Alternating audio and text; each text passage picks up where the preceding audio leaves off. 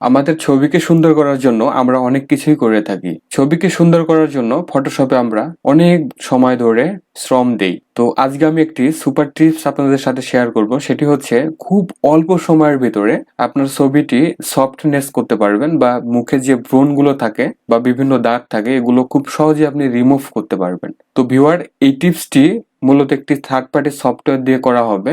সফটওয়্যারটি হচ্ছে নয়েজার। তো আপনারা যদি গুগলে গিয়ে নয়েজার লিখে সার্চ করেন তাহলে এই সফটওয়্যারটা আপনারা পেয়ে যাবেন। এটি ছোট্ট একটি সফটওয়্যার এবং অনেক কাজের একটি সফটওয়্যার। যারা আমরা স্টুডিওতে কাজ করি বা সবসময় ছবি নিয়ে কাজ করি বা গ্রাফিক্স এর সাথে জড়িত আছে, তাদের জন্য অনেক হেল্পফুল একটি সফটওয়্যার। তো চলুন তাহলে আমরা মেন টপিকে ফিরে যাই। আমরা দেখি এই ছবিটিকে আমরা নয়েজার দিয়ে ক্লিন করব, অর্থাৎ এটির সফটনেস আনবো।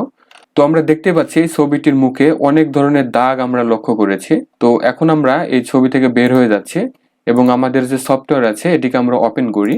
তো সফটওয়্যারটি রান করানোর সাথে সাথে এ ধরনের একটি ইন্টারফেস আমরা পাবো। এই ইন্টারফেস থেকে আমরা প্রথমে ওপেনে ক্লিক করব, অর্থাৎ আমাদের ছবিটি ব্রাউজ করতে হবে। তো আমার ছবিটা আমি ডেস্কটপে রেখেছি, ডেস্কটপ থেকে ব্রাউজ করে এটিকে ওপেন করব। তাহলে আমার ছবিটি এভাবে ওপেন হবে। আমরা চাইলে এখানে জুম ইন এবং জুম আউট আছে, এটি আমরা ব্যবহার করতে পারি। তো এখন যে কাজটি করতে হবে তা হচ্ছে, এইখানে আমরা একটু অপশন দেখতে পাচ্ছি, নয়েজ ফিল্টার দেখতে পাচ্ছি। এই নয়েজ ফিল্টারের এখানে ড্রপ ডাউন অ্যারো আছে। এখানে অনেক ধরনের কাস্টম ফিল্টার এখানে তৈরি করে দেওয়া আছে। আমরা চাইলে এই ফিল্টার গুলো ব্যবহার করতে পারি। তো মূলত এটি নির্ভর করবে আপনার ছবির উপরে। আপনার ছবি যে ধরনের, অর্থাৎ অনেক ছবি আছে হাই রেজুলেশনের আছে, অনেক ছবি কম রেজুলেশনের আছে। তো এই ব্যাপারগুলো দেখে আপনাকে এখান থেকে এটিকে সিলেক্ট করে নিতে হবে। তো আমি এখন কাস্টম ভাবে এই ছবিটিকে ক্লিন করে দেখাচ্ছি।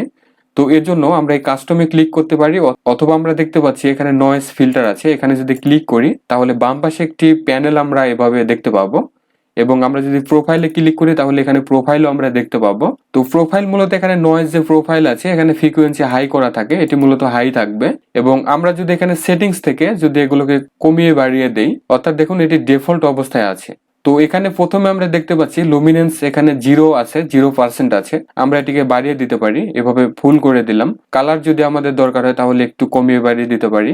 এবং নিচে আমরা দেখতে পাচ্ছি নয়েজ সুপার সেশন আছে, এখান থেকে চাইলে এই যে লুমিনেন্স আছে এটি আমরা বাড়িয়ে দিতে পারি, এভাবে কালার এই অবস্থায় থাকুক।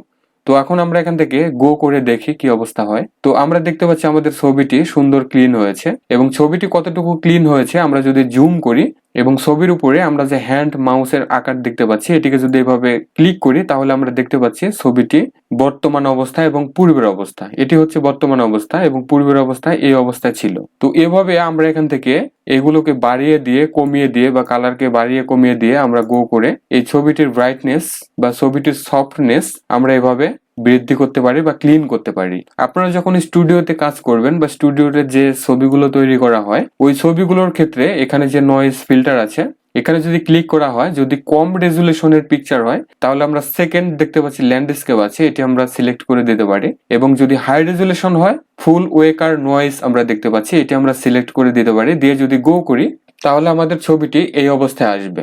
এবং আমার দেখা মতে এটি অনেক ভালো একটি সফটওয়্যার এবং যারা স্টুডিওতে কাজ করেন তাদের জন্য অনেক হেল্পফুল একটি সফটওয়্যার। এবং আপনার ছবির এখানে সফটনেস চেঞ্জ করার পরে আমরা দেখতে পাচ্ছি এখানে সেভ অ্যাজ আছে, সেভ অ্যাজে ক্লিক করে আমরা এই ছবিটিকে সেভ করে নিতে পারি। তো ভিউয়ার, এই ছিল আজকের ছোট্ট একটি tips and tricks. I hope এটি সবারই আপনাদের কাজে লাগবে। আর ভিডিওটি যদি ভালো লাগে লাইক, কমেন্ট এবং শেয়ার করুন। আমার চ্যানেলটিকে সাবস্ক্রাইব করুন, চ্যানেলের বেল আইকনটি প্রেস করে রাখুন। আজকের মতো এখানে বিদায় নিচ্ছি। Thanks for watching.